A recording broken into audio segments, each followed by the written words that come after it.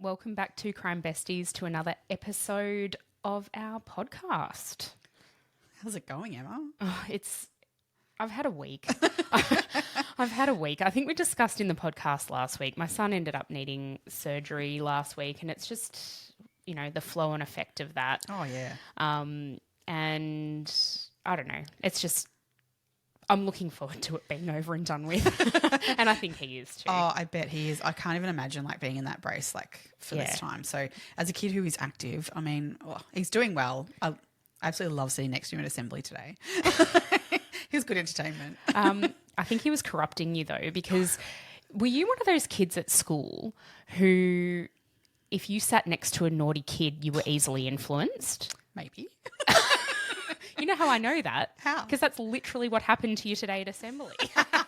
You were sitting next to Oliver and everyone's all quiet. Oliver makes some, snide comment or something, and you're sitting there laughing while everyone's quiet. I couldn't help I got the giggles full on from one of them. He said it was very funny.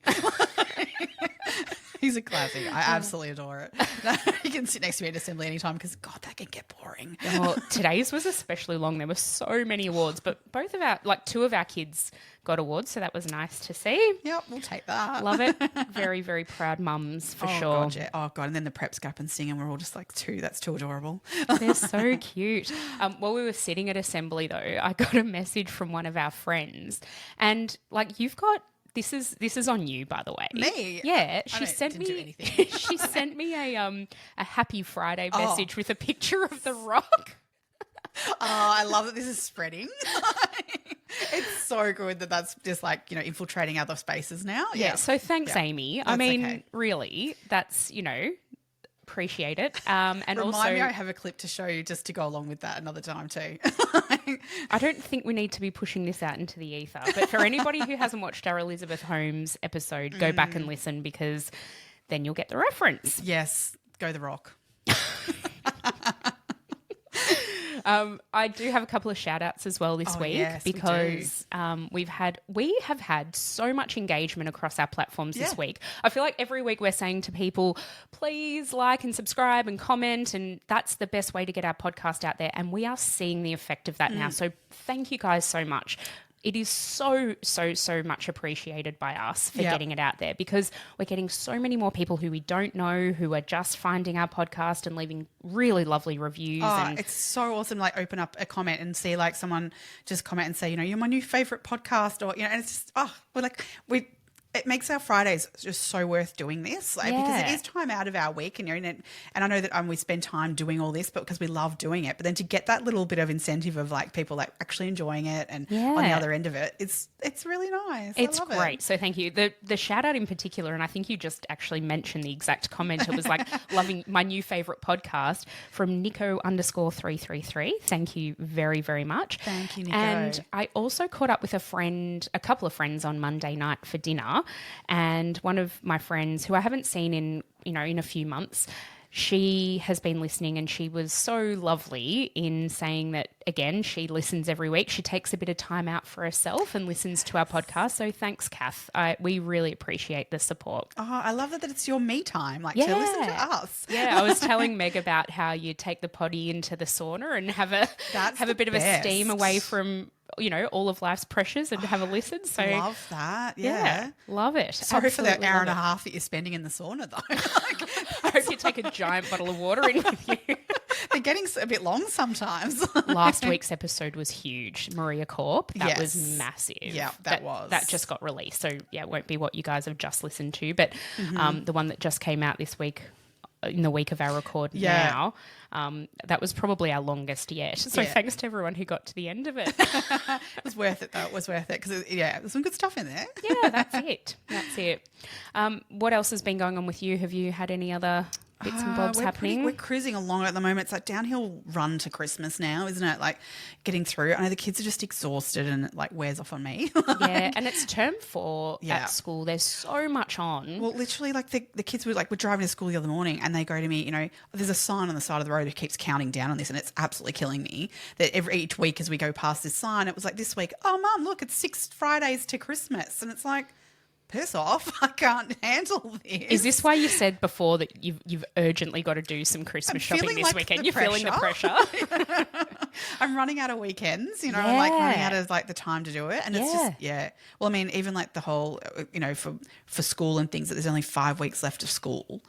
That's really bothering me, that I've got like next year I've got a grade 2 and a grade 4, like that whole like that they move another level along, and it's just, I don't like it. They should just stay in prep forever. I know, they're so cute when they're in prep.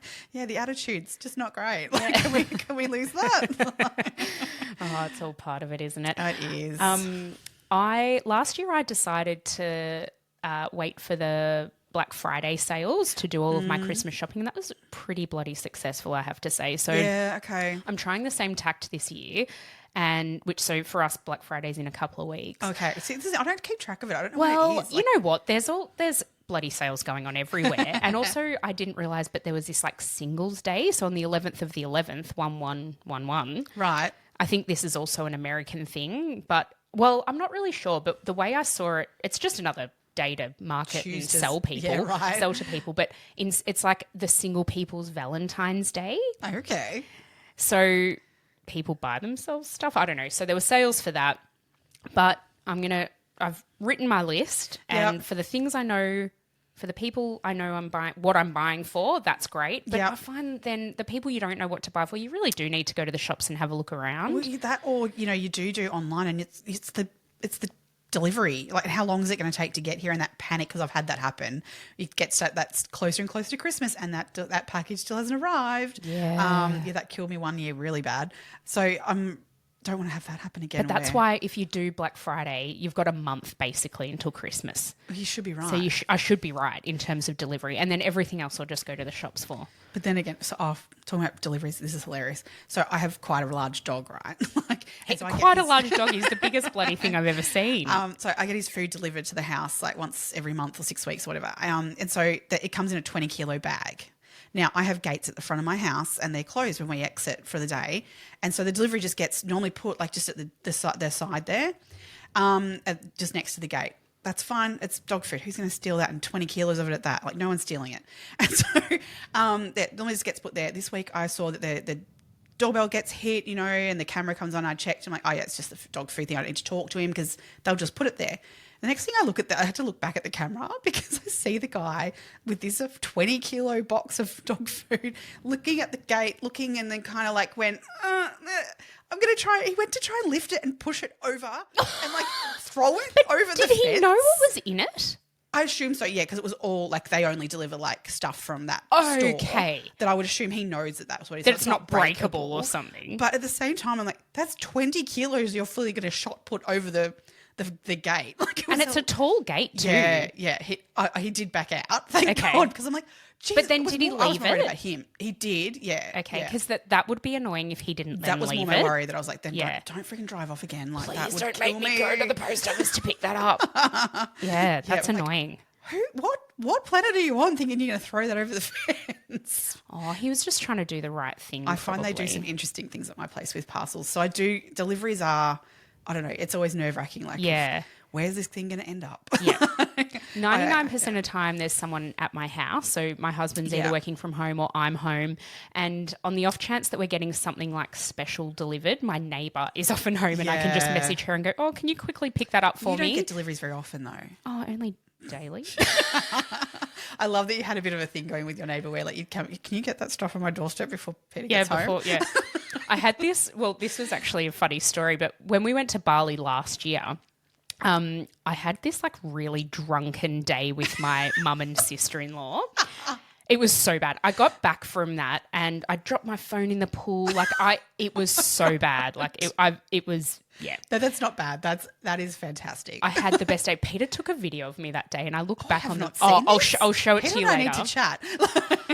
It's embarrassing because I was like, my phone fell in the pool, but whatever. Like, you know, I need a new phone anyway. Like, I just did not care about anything. But anyway, that night my phone did start working again. It all dried out and it was all fine. And you know how I know that?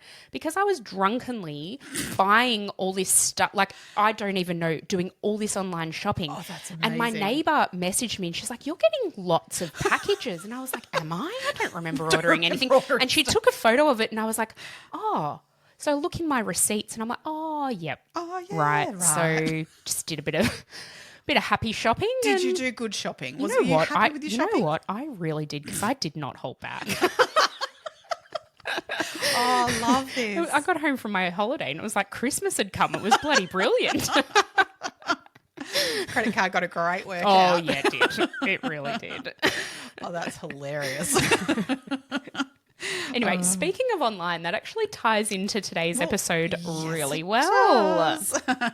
Today we're talking about Ashley Madison. Yeah. So this is probably a little bit different to what, all of the other cases that we've done so far, because we're not talking about murder. We're not talking about... there are some deaths involved. There's definitely some deaths, and there's certainly people who may be culpable for that. Yeah, and some criminal activity for sure. So it definitely falls under the umbrella of crime. Yep. But we thought, we've had a few really heavy episodes lately, so we thought we'd sort of delve into something a little different and change tact. So for sure. And this particular case, like we were talking about the fact, like you can sort of come at it from various angles of how you might look at this. And I know there's documentaries out there, like there's a more recent Netflix one. There's one on Disney Plus. There's been a lot of that, like that sort of thing. There's been a lot of stories written in the media about it. Absolutely. Yeah. But from very personal perspectives, from the business side of things, legalities, all that. So I'm intrigued to see where we've both gone at it from our research. So it'll be interesting what we could have come at. We'll probably have probably a little from everywhere. Yeah, I'd say so. Say so. There's a few podcasts out there around about it as well, but I actually found the stuff, the documentaries were a lot more informative. Yeah. In terms of what's available podcast-wise, I didn't really find that much that was any they sort of good value. Seem to focus very narrowly on an aspect rather than more broadly, which I think from what I've looked at, I've looked at it fairly broadly. So we might tap into a few things that you weren't aware of if you've only looked at one part of it. Yeah, hopefully. I'm hoping we'll be able to bring a bit of extra information to everyone today. Well, it's always a bit of extra information when you think. I love sort of delving into a little bit of the pop culture of these sorts of things too, especially a case like this where Ashley Madison had famously had a tagline of "Life is short, have an affair." And I just love that The Simpsons did a bit of a takeoff of this. Have you seen it? Yes. Cracks me up. So Marge Simpson starts to think that she might have a bit of an affair, and she jumps on a website named Sassy Madison with the tagline, "It's not cheating if you don't know the person well."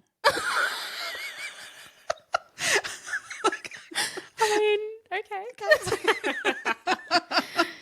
Oh, that was they're very, very well done in The Simpsons. But I thought that was really gorgeous. Love it. Yeah.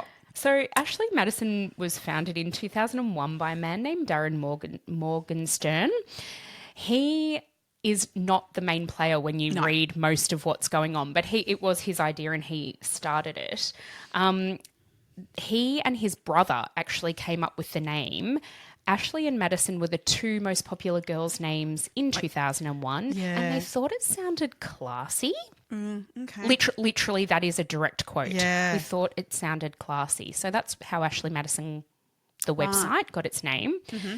What they essentially did was create an online dating website for people who are seeking out adulterous relationships. So it was set up for meeting people who were willingly wanting an extramarital affair. Yep. Both men and women. Both men and women. And this was really this was sort of the starting of online dating. This was not, you look at today how many apps there are, around dating and things like that online. There's heaps. I don't even know any of them really. Yeah. Tinder, Hinge, I don't know. There's tons. And but at this point, this wasn't the norm by any means. No. So to come up with not only a dating website, but one that has quite a niche kind of market, really, that you would think of, it was an impressive idea.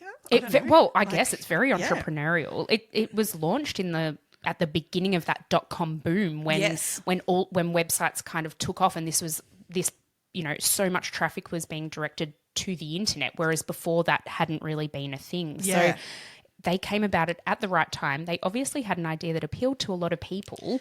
And, at the start it was a little bit slow to get off the mark. But in 2004, they brought on a new CEO named Noel Biderman.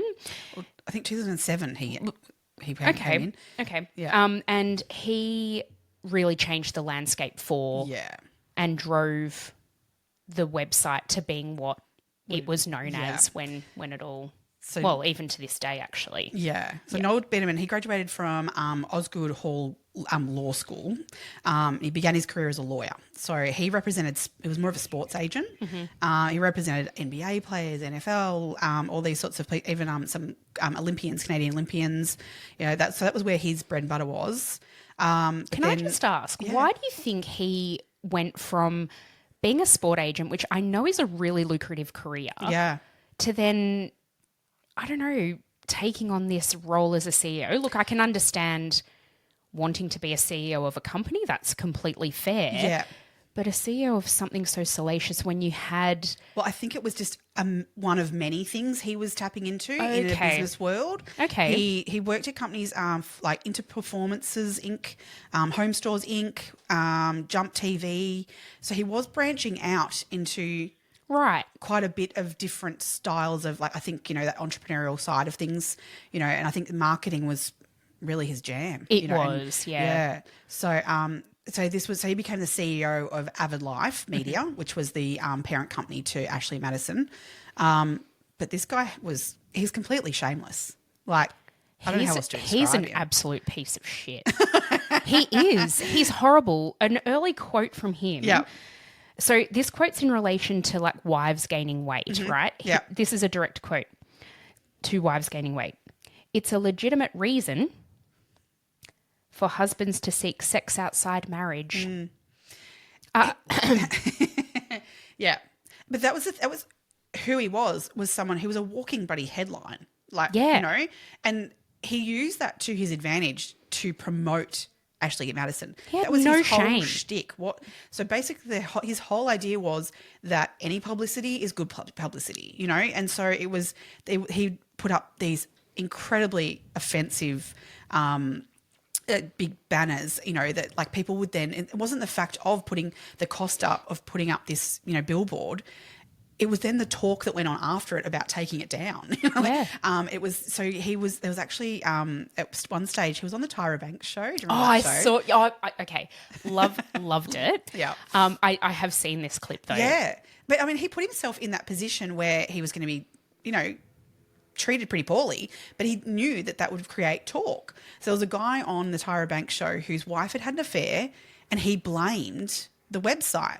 So he went on the web on that show to literally have this guy want to beat the shit out of him, like, you know. And so, but that created more media hype and more talk. So, and also their whole thing is people are going to cheat anyway. We've just given them a way to do it, the facility to do it. That, you know, we're not creating cheaters is his thing. Yeah, which is cheaters already exist. Well, you know, access is everything, right? Yeah. If you're a drug addict and you have access to drugs, great. If you don't, maybe you'll get clean. Yeah. So it's providing opportunity. I see, obviously there's a need because they had so many subscribers. We'll get into that in a minute. Yeah. But, you know, he's still created that opportunity for people. So, I mean, that's his moral compass and whatever. Absolutely. That's fine. So there was a guy in 2008, there was the governor of New York, Elliot Spitzer. So he was caught paying for sex. He was known as a family man, you know, all this sort of stuff. But he got caught paying for sex, basically. So what this Noel Biderman did was he took out a full-page ad in the New Yorker and which would have cost a bomb. Absolutely. So he took out the full-page ad, and it was a letter to Elliot Spitzer saying, basically, "Dear Elliot, why pay for sex when you could have just come onto our website and not got caught?" The whole thing. I mean, that is genius. Oh. Much as I hear what you're saying in terms of he's a piece of shit. He's a piece of shit, but he's a genius. Moral compass is totally whack. Yeah. But his marketing he's strategy so clever. So clever. So clever. Yeah.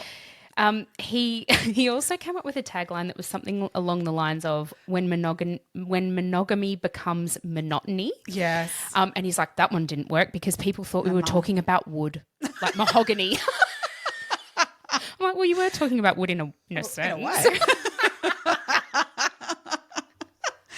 I love that. Love it. He is. But he brought his wife into this stuff too. So his wife was on one of the billboards they put up saying like, and I think it was the words were like, your wife might be hot, but so are ours. Like, and there's a picture of his wife on there. Like, and that she'd go onto the interviews as well. Yeah, he'd parade her around. Yeah. There was some really uncomfortable stuff around that though, because you see her sitting there next to him and they tout that they've got this absolutely perfect marriage, and we don't cheat. He doesn't cheat because he's got the perfect wife, and you can tell she's been coached to within an inch of her life as to what to say in these interviews. And again, he's a marketing genius, so he's come up with really great answers, and she's really well prepped. Yeah. I find a lot of those interviews so uncomfortable to watch because, I mean, knowing what we know, and again, we will get to this, but it's like he's parading her out going, see, like I'm perfect, I'm fine, but you guys can all go off there and have your little affairs. Yeah. And I don't need to have an affair because we're so perfect. Everyone else who has issues in their marriage, you should have an affair. Yeah. Ashley Madison, they prided themselves sort of external facing, prided themselves on being discreet and private.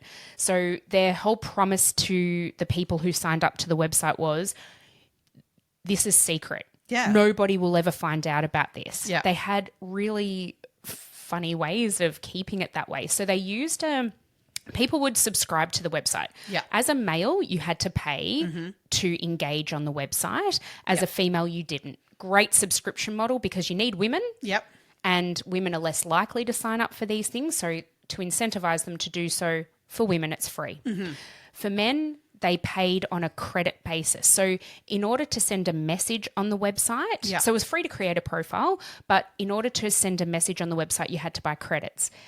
If you wanted to chat with somebody, each message you sent was worth a credit. Mm-hmm. So say you have a message conversation with somebody, that could be 50 credits. Yeah. It could be 20 credits. If you wanted to have a live conversation with that person, it was double the amount of credits. Wow. So if, say, we happened to be online at the same time and we wanted to have a live chat, double the amount of credits. Yeah. An incredible amount of money was being had. In 2004, they had 240,000 users. Yeah.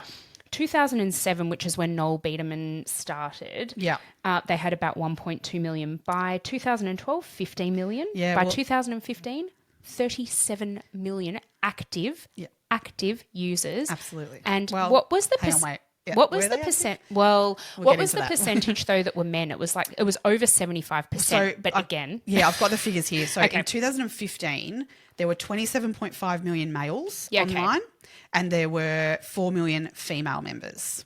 Okay. So, 95% roughly were male. Okay. And that 5% that were female we'll come to. Yes. So just going back a little bit to 2010, when they had 7 million million members at this point. Yep. Another one of his tactics with his marketing was at this point in time, do you remember Tiger Woods famously had an affair? Yes. And his wife, remember that, so he was trying to, the way it sort of was exposed to the public was that he was trying to get out of his house and she was beating the car with a golf club. Yep. And he crashed his car and everything, right? It was all over the news that this happened. Everyone knew about it. Absolutely. And now at this point, all of Tiger Woods sponsors and stuff were very ooh, don't know if I want to go near that. So he was kind of becoming this bit of a taboo to be, linked to him. So what does Noel Biederman do? Goes directly to Tiger Woods and offers him $5 million to be the face of Ashley Madison. Now, Tiger Woods said no, to his credit, but it wasn't the fact of even him saying yes or no to that. The fact that it was out in the media that this was an offer that was being put to him was enough to publicise the website, that Tiger Woods was doing something that you could do too. So he was, in some ways, a marketing genius. He really was. Yeah. I'm not denying that at all. So 2012, the company revenue was $71 million. Mm-hmm. In 2013, they were looking at, we want to increase that more. So they found a way to do that. They had to look at their model and what was going on. And so this is $71 million is a massive amount of money, but how can we continue to grow this? And as you were saying, only men paid to speak on the website, to, communicate on the website, but there weren't enough women on the website for them to communicate with. So this is where they came up with this idea to create these fembots. So a It fembot, just reminds me of Austin Powers. So these fembots were basically and they're like machine gun nipples. Yeah, sorry, go. Sorry, keep going. God, childish. Sorry. Yeah, so they created these fake female profiles to spark men to spend more money, like so that they were having these beautiful women, with these profiles set up that they would then communicate to men who would then go, oh, I want to, I'll talk to her and start the communication. So they were spending more credit. So by the end of 2013, there were 22,000 fembots created on the website. So I saw figures like that, right? Yeah. How did that then translate when these men wanted to meet up with these faux women? So we'll get to that. So in 2014, the company revenue grew using these fembots. They went from 71 mil back in 2012 to $180 million revenue in just 2 years by adding these fembots to the website, which is just insane. So by the time we hit 2015, there are hundreds of thousands of fake female profiles. So even though, as we said before, what those figures were of like 95% of being male and 5% being female, even that 5% being female, there were not many genuine possibilities of hookups, basically, because it was fake profiles that were communicating with these men. I think I saw somewhere that there were something like 220,000 fembots. Yep. At any one time, and they were communicating with. I mean, they could communicate with like as many men as were engaging with them. Men were getting like, and this we'll move to this next bit where what they would get was like 5 women would all of a sudden communicate with this one man with the exact same message. Yeah. So men were starting to pick onto this in about 2015. There was a real like, this isn't right. They were tweaking. It took them a while. They enjoyed it for a little bit, but then realised that these beautiful women all want me. So what one man did was he set up a website by the name of AshleyMadisonSucks.com. Yeah. So basically the website was men coming on there to complain about Ashley Madison and the experiences they were having on that website. But Ashley Madison were not happy about this at all. Like, because this was not the any publicity is good publicity working for them model that they had. This was genuinely people going, I wouldn't use that website. It's and shit. Also they were catching them out doing something that illegal. They shouldn't have been doing. It's deceptive. Mm-hmm. It's not right. So Ashley Madison were not okay with this and actually initiated a lawsuit against the website. However, there's nothing illegal around having a complaints website about something that, especially when they weren't. It wasn't slander because it was truth. These were people's experiences on the website, so there was actually nothing illegal about it. And the owner of that website then started getting quite a lot of threats via email, all these sorts of things, to the point where him and his then girlfriend were quite scared, and they ended up moving house because they weren't feeling safe. They were to that level. All of a sudden, though, this one day, Noel Biederman actually calls the owner of the website, and he to his credit, he immediately hit record and recorded the message. So you can actually find that recording of that phone call and listen, and it's pretty disgusting. So Noel Biederman does not hold back at all. Yeah. He's very much like, you must take this website down. This is not on, and he's. But what he does is I think the owner of the website actually says to him, is it you that's been sending me these abusive messages? To which Noel Biederman, he completely denied, but then said, but if you don't take the website down, I will fucking kill you. Yep. Like, so you kind of like, well, is it him? Quite possibly. Of course it's him. I mean, even if it's not him personally, he's directed that. He's directing someone to do that, which we can get to. So basically, though, at the end of all of that, what happens eventually is that Ashley Madison end up purchasing AshleyMadisonSucks.com off of them. I think in the data leak, this all came out, and I think it was only for about $10,000. But I thought it was might have been more in the end.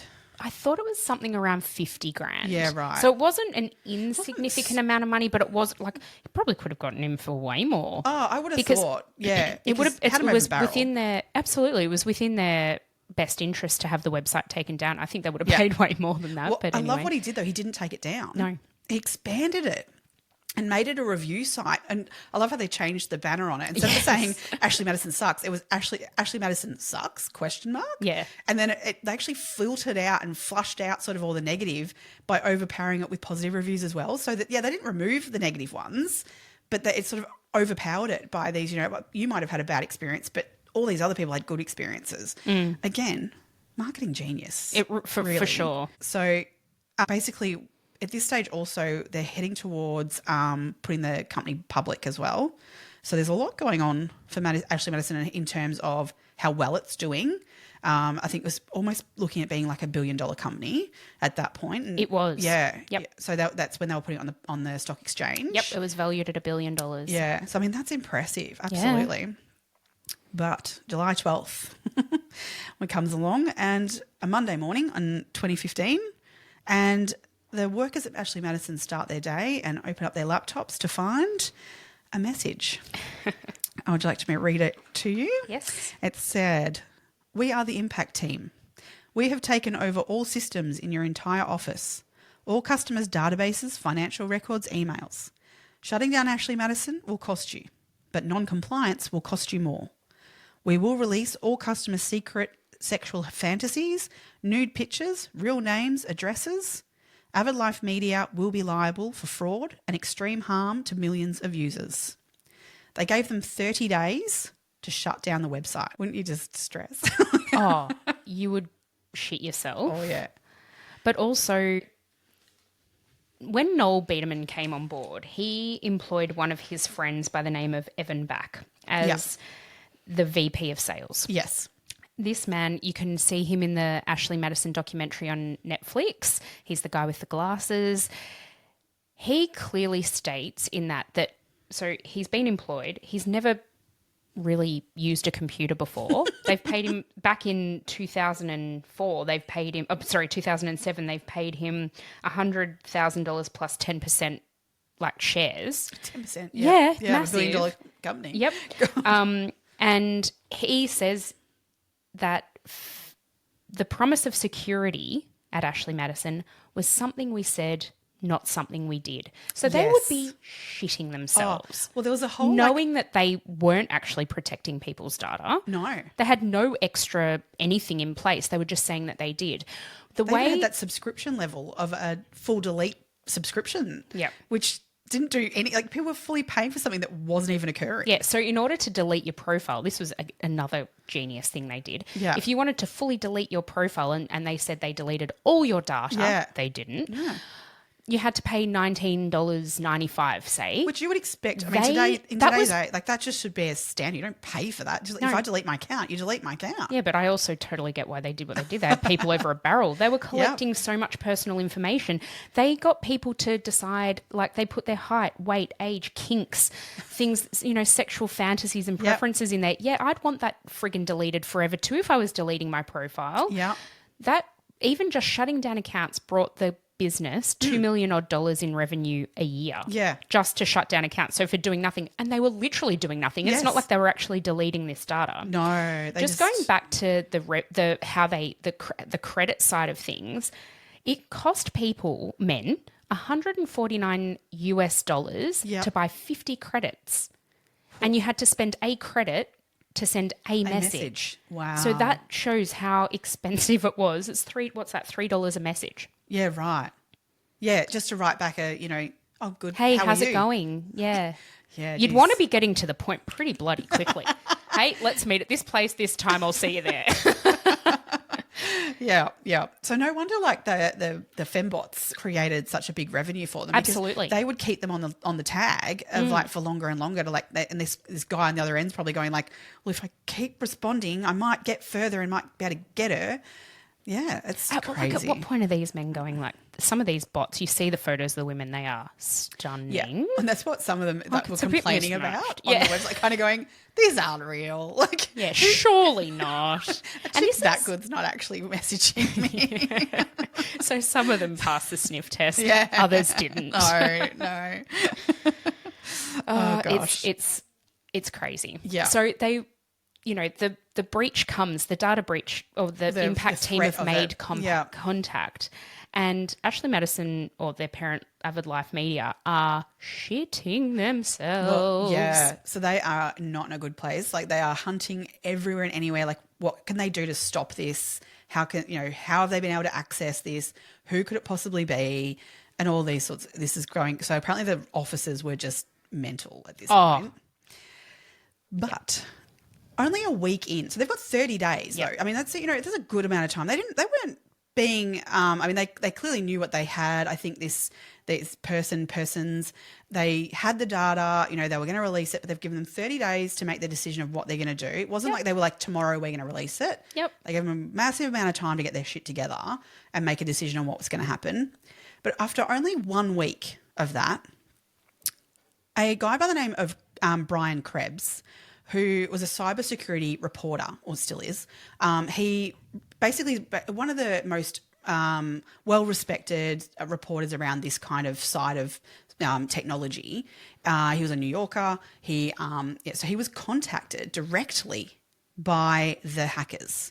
The impact team, which is really unusual.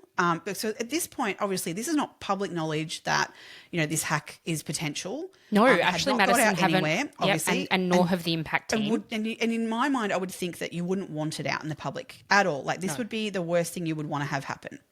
So as long as they can keep that under the wraps, and hopefully within the next 30 days they can, avoid this occurring, basically is the plan here, you would think. Well, I think Ashley Madison's plan was to figure out who it was and take them down.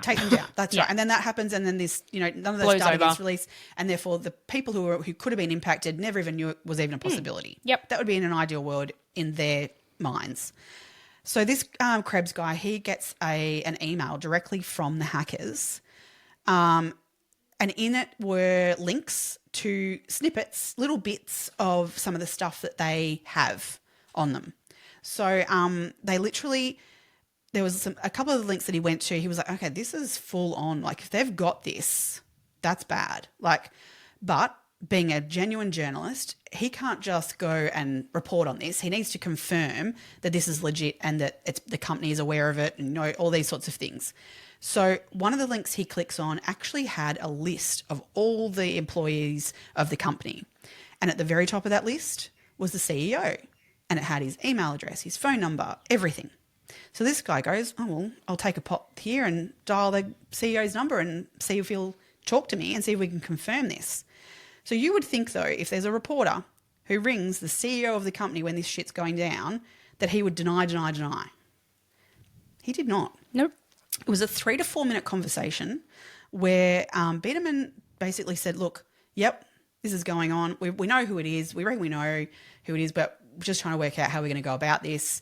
It's clearly someone who's had access, unfortunately still has access. He put it all on the table where they were at. He did not flinch at saying what was going on, which I find really interesting. Yeah, I was about to say, do you find that bizarre? I found that detail really bizarre because he is a marketing genius. Yeah. What was his, why did he think, what was the benefit of doing so, especially so early on? Because they still didn't really know, well, in fact, they absolutely didn't know what they were dealing with and what the outcome was actually going to be. Because at the start, they thought this was just a threat. They thought, oh, there's no way. And then it was once they had, because they had some really clever people working for them, that they figured out days later, oh, actually, this is possible. Our security isn't actually. I mean, they knew their security wasn't great, but they realised just how great their security wasn't. They weren't able to get them out of the system too. That's it. There was nothing they could really do. No. These hackers, or hacktivists, as I've heard them called, really had infiltrated their systems, and they had no way of teasing that out and getting them out. And what this journalist then, what he had received already was stuff that he then could confirm for them, this is bad for you. Like, he knew what he was looking at. Yeah. And he's like, if they've got this and been able to send me this, you're in the shit. So I guess they both were confirming for each other. But yeah, I just don't understand as a CEO why you wouldn't go no comment. And totally not allow then for him to be able to report something yet. Totally. But let him have it. And so what did he do? That exact night, he wrote his article stating what was going on over at Ashley Madison. And the next day, 20th of July, the media is a storm of this story. Yeah. It is huge. It is worldwide news. I mean, I actually remember this happening. So do I. I remember it as well. The other thing is, I think we haven't even touched on this yet. We've been talking about it being sort of Canadian, US. This was in 50 countries, 70 different languages. This was all around the world in countries like Saudi Arabia where adultery is illegal. In fact, it's punishable by death. Yeah. You know, the implications of this were massive. Yeah.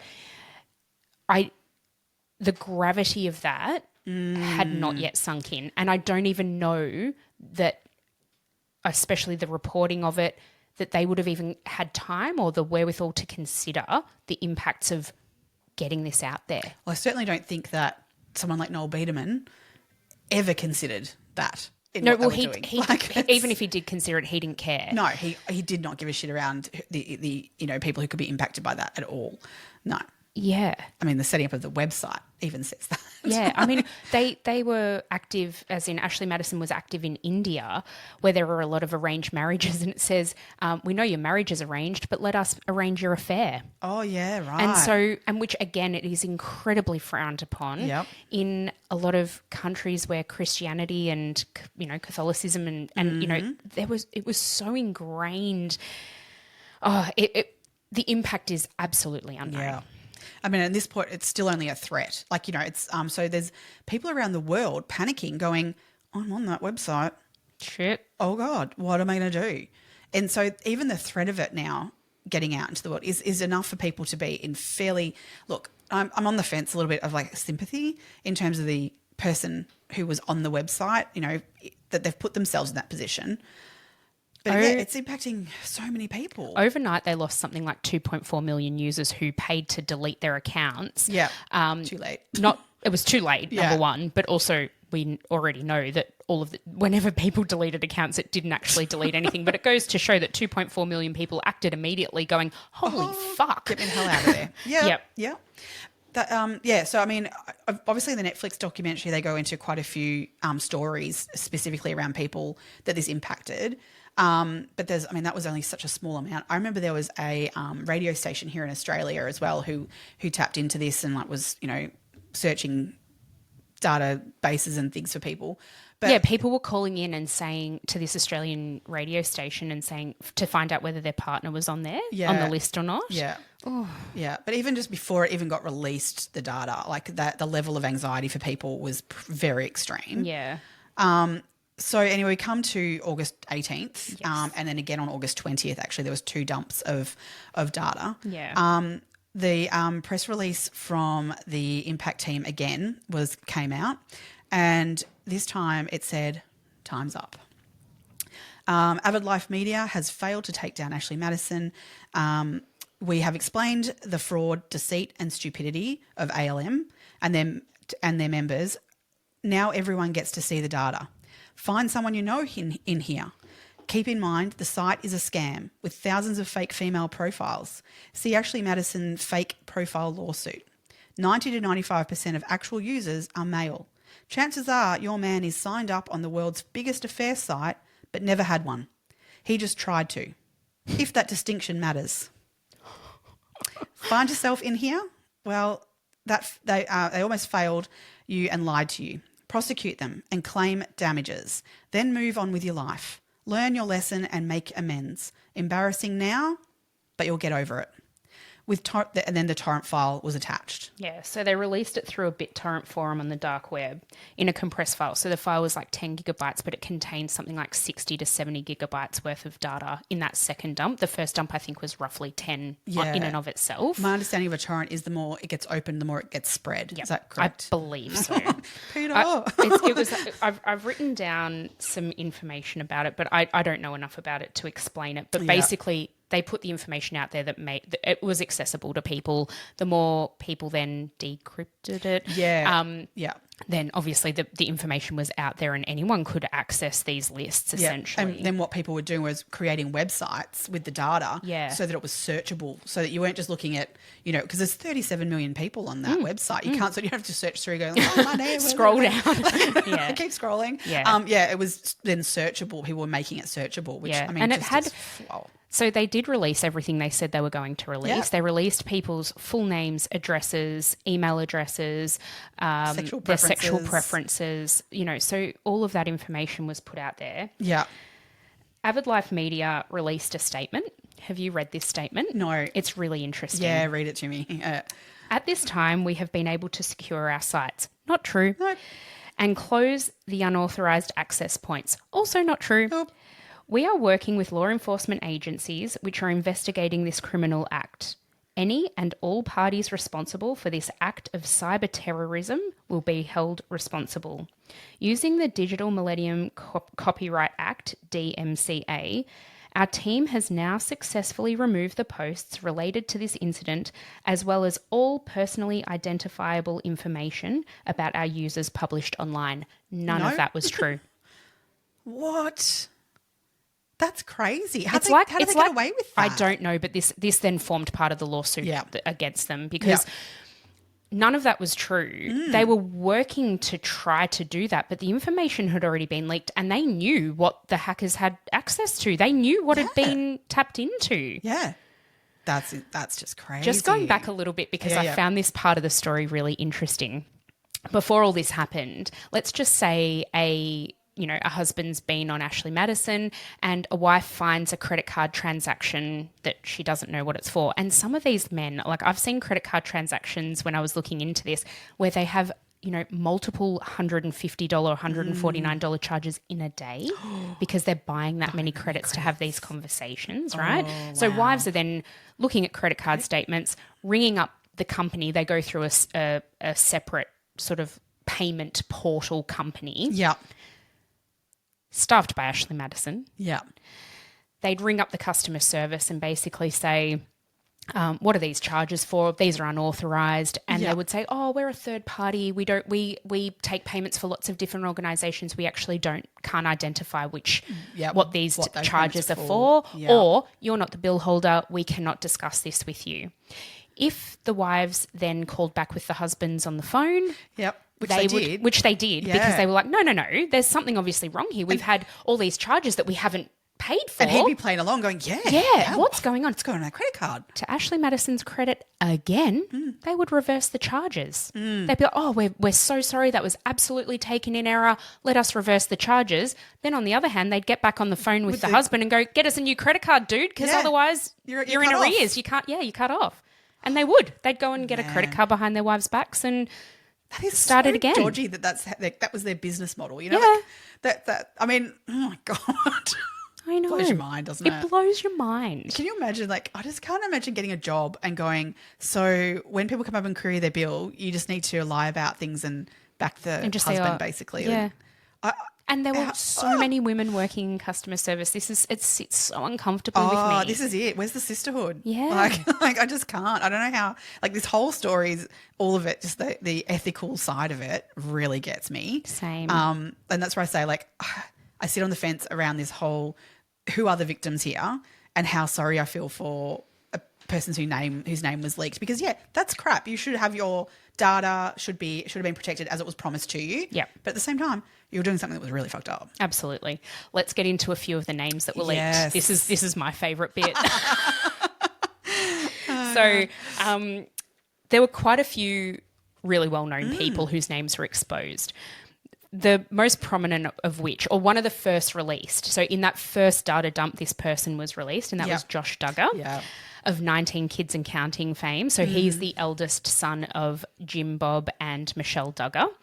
Oh, my God. We could do – in fact, you know what? We should do an episode about it then, because what an absolutely fucked up I have to be honest. I've never got my head fully around that whole shit show. Let me just tell you Josh Duggar. Yeah, I've heard bits, but the Duggars are devout fundamentalist Christians, but they've started their own church essentially or worship with another family, and then that's grown to be what it is today.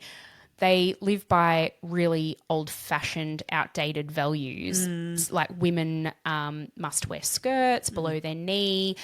Women are not to basically be educated. They work in the home. They look after the children. The men go out and earn the money. Oh, there's so many problematic things. Yep. Josh Duggar, in and of himself, is so problematic. As a teenager, it later came out that he had been sexually abusing 5 girls, 4 of whom were his sisters. So the show's called 19 Kids and Counting because these people have 19 kids because they don't believe in contraception. They don't believe in contraception, and they, any child that God bestows upon them is a blessing. So they've got 19 children. Oh, yep. Josh. 2 is freaking enough. Oh, I know, right? I barely manage the 2 that we've got.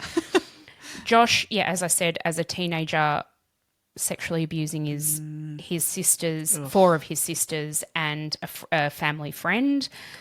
He married a woman by the name of Anna, and they have gone on to have 7 children of their own. Oh, God. Wow.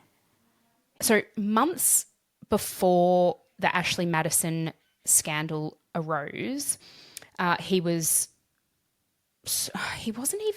interviewed by police about the molestation when he was a teenager. At the time of, not a lot happened at that time point in terms of him then receiving consequences for that. That actually came a little bit later, although he was never actually convicted of any of those crimes. Oh, really? At the time of the Ashley Madison data breach, he admitted to adultery and issued a public apology on the family's website, on the Duggar family website. It was woefully inadequate. Yeah. Well, what would be enough, to be honest? It just... He remained married to Anna. I think they actually went on and had another... Oh. So I think at that time they might have had 5 kids. They've gone on to have another couple. Oh, Jesus. This piece of shit is currently serving 151 months in prison after pleading guilty to a charge of receipt and possession of child pornography in 2021. So that just gives you... Stop. Oh, no, it doesn't stop. Yeah. Doesn't stop at all. Awful.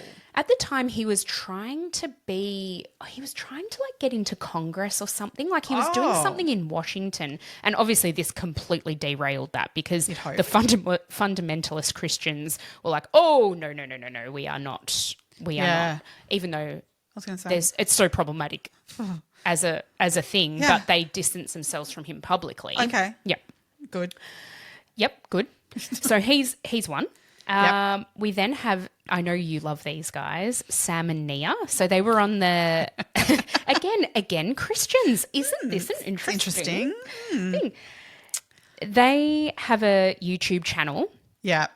2.5 million subscribers. It is, rakes it in for them. They are on the Netflix documentary. So interesting. So weird. So their YouTube channel became incredibly popular after I Know You Hate This. And it is so gross, and I get it. Can't handle it. After Sam, the husband, revealed to his wife that she was pregnant. Do you want to get into that? Should we discuss that now? Because I don't feel like there's going to be an episode in that otherwise. Oh, God, no way. I wouldn't. So, basically, he was an ED nurse, or I think at the time. Yeah. So he got this grand idea that since I think they already had at least one child at that stage, if not 2. Yeah, they had 2 children at this stage. And he was like, "Oh, wouldn't it be amazing for me to be able to, surprise her that she was pregnant with the child that she's carrying in her body?" Like, so he decided that since he quite often does this, in his work because, women rock up to ED with symptoms or something, and then he's the one who sort of goes to the woman and says, oh, well, the reason you're feeling this way, you're actually pregnant, congratulations. He was like, oh, wouldn't it be amazing if I can do that for my wife? So she, and I don't know, I sort of do query whether or not this is legit. I have no judgment that she doesn't flush her toilet overnight because she's got small children and a small house. They lived in a small house, yep. That does not faze me in the slightest. If that's what they do, no, you don't want to wake up your kids. God, if that was something that was going to wake your children up, just don't flush the toilet overnight. Totally. Do what you do. You got to do. But he collected the urine in the toilet, which to me then it's watered down. Yeah, to be very dilute. Well, I just think, look, if she was pretty far along, then okay, you'd still potentially get a reading. How far along that she would know herself then? Like, well, she in that video. So I watched it last night again because I just wanted it fresh in my mind for today. It's so fucking cringeworthy. Yes, it's horrendous, as my sister-in-law would say. It's gross. Like it's just it makes me cringe. Nah. He puts the pregnancy test into the toilet and he's like, oh, I'm so excited to tell her. And she doesn't believe him at the start. She thinks he's brought home a pregnancy test from work from somebody who was pregnant because according to him, she'd, I think, phoned him the night before and said, oh, I just realised my period's 2 weeks late. But it all doesn't add up. Like, I think it's staged. But this made them, this episode or whatever you call it of their, this YouTube video that they've uploaded, that's what got their start. Yeah. They'd been making videos and things were going okay. Oh, the one prior to that was them singing Frozen songs in the car or something that had gone a bit viral as well. Yeah, and this kind of like off the back of that really hit exploded. It home. Yeah, which I think a lot of it was a little bit of Noel Biederman style, people being like, what? Like, that's not right. Like, yeah. And so a lot of that, I think, what exploded them. Yeah. Not so much people going, oh, man, this is amazing. But their channel was based on the fact that they were a really good, solid Christian family. And, and touted all of the Christian values. When the Ashley Madison thing comes about or, is exposed, who's on there? Whose name's on there? Yeah. Sam. And it turns out he'd been cheating on her for their whole relationship. Yeah. Yeah. Fucking gross. What a piece of shit. Yeah. And he like, at first he only gave her a little bit of information. Like, he was like, oh, no, I was only on there for a little bit of time and then it blew up. And then he gave her a little bit more information. Oh, actually I was on there for longer. And because I think there was a bit of information came out in the first dump for him. And then on the second dump, there was more detail. Yeah. And so he's had to confess again of like more to it. Yeah. So on the first dump, I think he said, I've never cheated on you. Yes, I'm on the up. I've never cheated on you. And I have been to a massage parlour. That was his first bit. Right. Then after that, he admitted to going to strip clubs and having extramarital affairs with women he'd met on the site. They are still together to this day. And watch the Netflix documentary. How she can forgive him, I mean, I guess that's within her faith to forgive and to stay with him. I cannot even. Oh, I'm sorry. I was like, I rolled and I realised I'm being filmed. I was like, I can't. Look, as you said before, to each their own. But for me, it's a hard no. How do you trust after that? I don't. He made out as if I'm a changed man. Like, what? Just because you got caught, that changes you? Yeah, totally. Sorry, that's not good enough to me. Like, no, fuck off. There was also a man by the name of Josh Takeman. So his wife, Kristen, is on The Real Housewives of New York. Oh, now I just twigged who that was. Yes. Right. So he was the eBoost founder. So really incredibly wealthy. Yeah. And, you look at them like, again, a really solid family. They have a couple of kids and they're so wealthy and you think they've got this perfect life and you look at them on The Real Housewives and you think, oh, they are that. Yeah. They're everything you want them to be. He claims that I love the excuses. There's so many. But he claims that he signed up with friends on a drunken night and he never used the website. Oh, yeah, whatever. Good on ya. Nice try. Yeah. Hunter Biden, who is Joe Biden's son, so current serving US president, almost soon to not be. I can't even comment on that. He denied ever creating an account and he said that somebody used an account in his, without him knowing about it. Look, it has been shown, we're unable to prove any of this. Yeah. But you never had to verify your email. So I could have used meg.arnold at Hotmail. Yeah. And I didn't have to verify that email in order to then start using the site. So there is a possibility that emails have been used. Random emails have been used. But where they find that people were right is that people use their real addresses and real given names and surnames and other verifying information. They trusted that the data wouldn't be secure. Yeah. So in this, I think in Hunter Biden's case, there's a possibility. I think it's actually a fairly certain thing that his account was used in error, or as in a fraudulent way. Yeah. And he said it was one of his really old emails that he hadn't used for a long time. And how old would he have been at that point? Because, he's not. How old would he be? Oh, no, I think he was well into his late 20s at the time. Yeah, right. Okay. Married? I don't know, actually. Yeah. I'm just thinking who I'm picturing, and going, well, maybe he wasn't even married. Possibly not then. Yeah, which then, if he wants to go on a dating site, yeah, I guess. But then why would you sign up to Ashley Madison? You just sign up so maybe he was married. Yeah. But then, as I said, things have come about that his probably wasn't a legitimate one. Yeah. Hillary Clinton's brother, however, Tony Rodham. Yep. He also had an implication there. He also denies it, but I think there's some fairly substantiating evidence there to state that he was on the site actively. Uh-huh. There were over 15,000 US government email addresses leaked with a .gov or .mil. Why would you use your work email? .gov or .mil address, so military or government.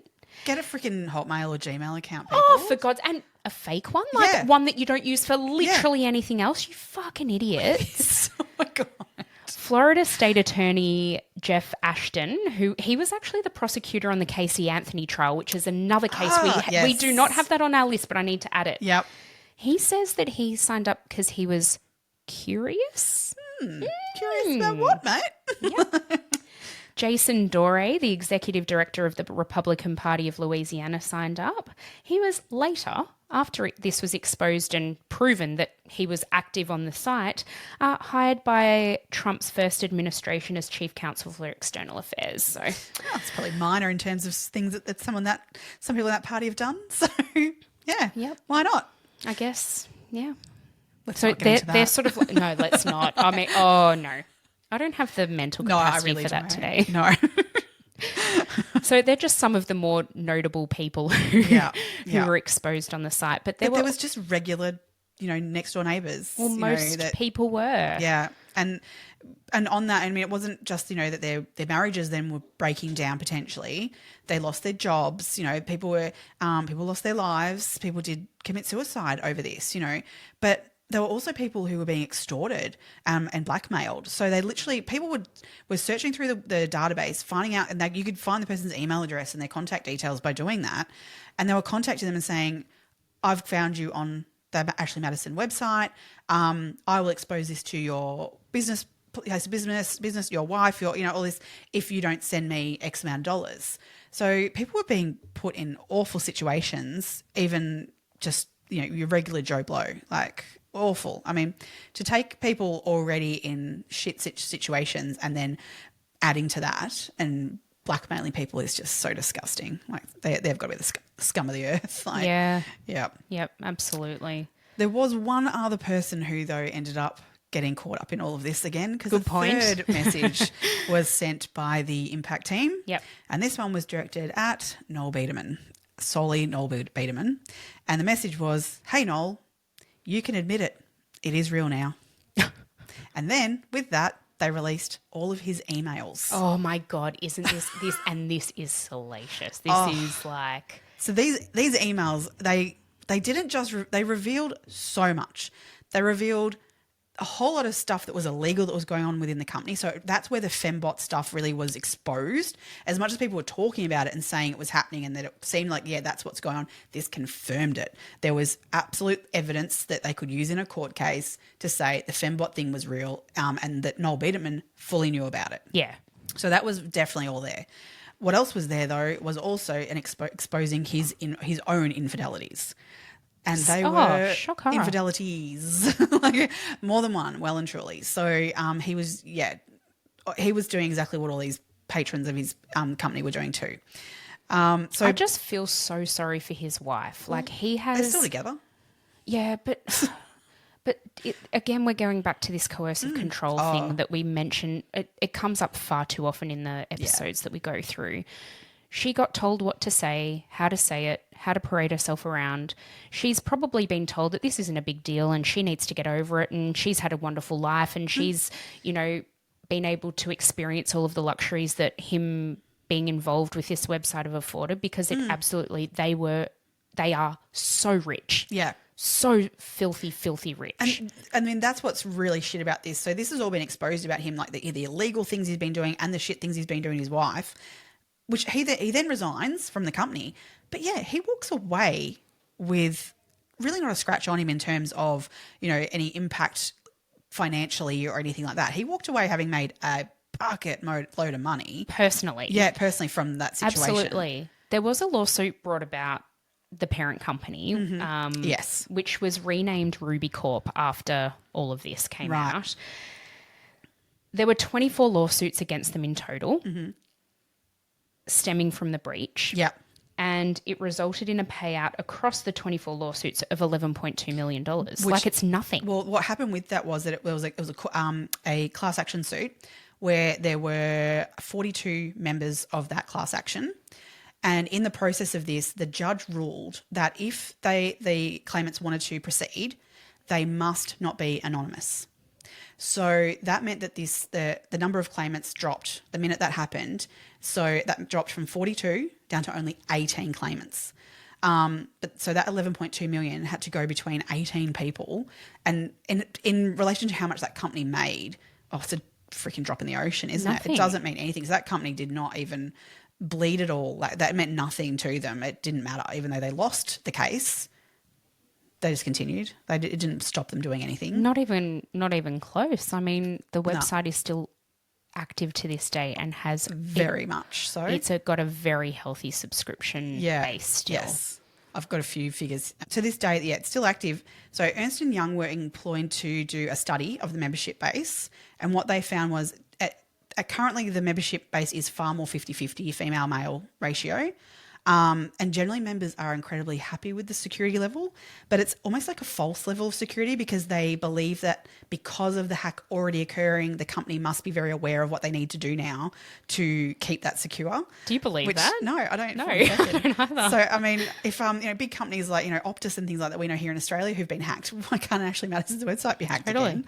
So in 2021, the membership base was 4.7 million new members were added in 2021. But globally, they're at 75 million members. Active members, yeah. Yep. It's crazy, absolutely crazy.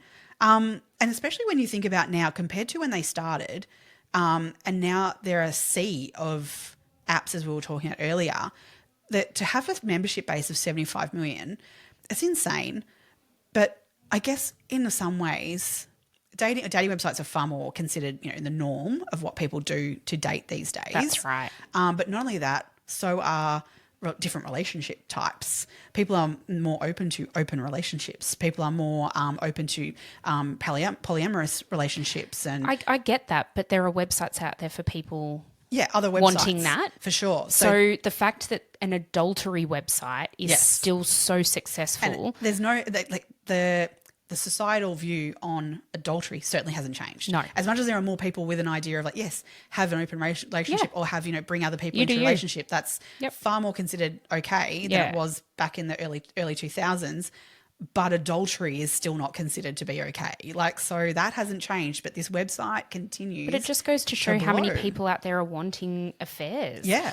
50% of, all marriages in most first world countries end in divorce. Yep. It's crazy. I guess that makes up a huge amount of the people who are potentially, subscribing to these websites this website in particular. Yep. But just going back a bit, they were still looking at, we don't know who the hacker was or hackers. So looking at who was responsible for this, there's a particular person, and we go back to that original phone call from that Krebs, the cybersecurity reporter, where already Ashley Madison had it in line. Really, they were saying they knew who it was, and that this was an ex-employee who had access and somehow had remained to have access. So the name of that person that they were thinking was doing this was this William Harrison. So Krebs looked at this and he was like, yeah, this could be the guy, because this guy had a substantial rap sheet. He looked and found his Facebook profile. His Facebook profile had a photo of him on it with a bulletproof vest and a handgun. So look, there was also then released in the dump of the emails with Noel Biederman, there was a stack of emails between William and Noel Biederman that were very aggressive from William, with some pretty, anti-Semitic statements. There were lots of issues between the two of them. It would become clear that Noel Biederman had used William to do the harassment of the website from ashleymadisonsucks.com. So he was definitely he'd been used and inappropriately by the company to do lots of things that were not okay. Yep. And this guy had his back up about that and was not okay when he was then dropped by the company. Yep. But he was incredibly good at what he did technically wise. So he had the skill set, he had the aggression. The motivation, and probably. the motivation. Yeah. So he was a pretty good suspect. So this Krebs then looked into him a little bit further and contacted this guy's stepmom just to look into his background a little bit more and see where he was at today in 2015. Where is he now? Could this be him? To be told by his stepmom that William had actually shot himself and died in 2014. Yep. So does that rule him out from being the possible hacker? Or could he have given his access to someone else and still been some at play here and been involved in some way at having this come about? That's certainly possible. Or it leaves a real grey, I reckon, area over Noel Beedham himself. Just putting it out there. Yeah, yeah, I agree. Yeah. I think you can just... I wouldn't trust that man as far as I could throw him, and I also wouldn't put anything past him. He is, as I said at the start, a piece of shit. Yeah. Not much else has sort of been bandied about. I did see one other name, but it was disproven, so it's not even worth putting it out in the ether. In terms of who was in charge of the impact team, whether there was more than one person, whether it was a team or a person, there's a lot of conjecture out there. I don't think it really matters at the end of the day. No. Because what's happened has happened. And the thing is, what they do say around hackers is that they have a pattern of how they do things, and somehow usually you can... I don't know enough about this stuff, but apparently if a hacker has done some hacking, you can see the evidence of their hack in something else. Yes. Right? And what they have said is that this impact team have never been seen prior to this or after. Or since, So this is the only hack that they've done. So not to say that means you get away with it. You can do one and this one's the one you get kind of thing, and that they shouldn't be prosecuted for something. But at the same time, they're not continuing to do this and hack information elsewhere. Yeah. Yeah. I don't know. It's an interesting one. Yeah. That's for sure. Yeah. I think... Have you got anything else to add for the end of this? Other than just the ethical side of it, of that at the end of the day, what's consensual between a married couple is completely fine in my mind, and agreed. Fucking go for it. But when there's deceit and betrayal involved, and all that secrecy, you're a piece of shit. Yep. And I think you've put yourself out there. You've put your details online, and you're seeking out affairs. Maybe sort shit out in your own backyard first. Yep. Yep. Yeah. Anyway. Yep. That definitely brings us to the end of this episode, I think. Sure. We could probably go on and speak about how shitty people are for a long, long time. We're good at that, aren't we? Totally. Next week's episode, we're going to be talking about the Beaumont children. Yes. This is an old Australian case that, look, there's a lot out there about it, and I'm looking forward to really getting my teeth stuck into it. So this is an interesting one. It is. So join us next week for that. Thank you again to everybody for listening today. Please don't forget to like and comment on our podcasting apps. If you can give us a review, that would be really wonderful. 5 stars. Of course, that goes without saying. Yeah. And thanks everyone again for joining for this week. For sure. Feel free to buy us a coffee too. You'll find all the links in our show notes, as well as all of our links to our socials in there too, and our sources and links for this week's episode. So thank you very much for joining us. Stay curious, crime besties. Bye.